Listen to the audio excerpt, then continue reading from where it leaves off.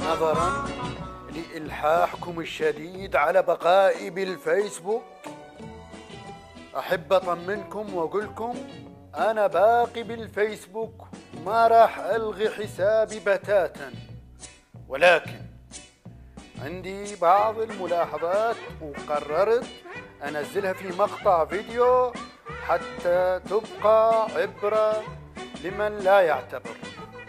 وهذه الملاحظات أنا مسجلها بدفتري هذا وراح أمر عليها واحدة واحدة. أولا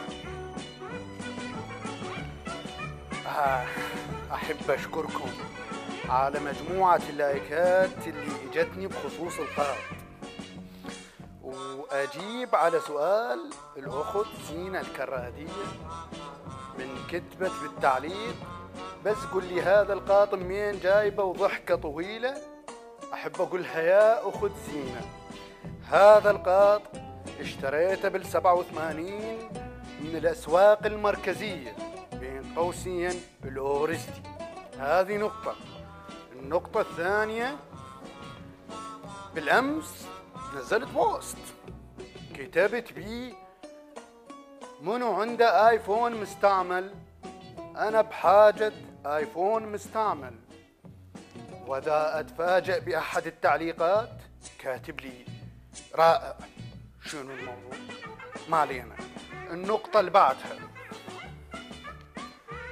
صديقنا المسكين اللي توفى والده قبل فترة غير الصورة الشخصية وخلاها صورة سوداء وكتب والدي العزيز إلى جنات الخلد. وإذا أتفاجأ 80 لايك، 80 واحد معجب بوفاة والده. عجيب. شنو الإعجاب؟ حادث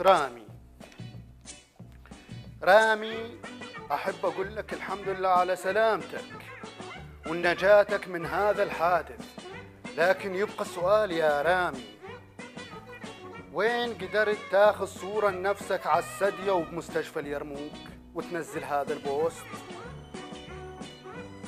النقطة الأخيرة، كارثة الكوارث، الفنان والإعلامي والشاعر تحسين مواليد 93، شو وقت لحقت تدخل عالم الإعلام؟ شو وقت أصدرت مجموعتك الشعرية؟ شو وقت أصبحت فنان؟ شنو الموضوع؟ شوكت ما ينسحب من الفيس، بس هذه الملاحظات خلوها دائما أمام أعينكم.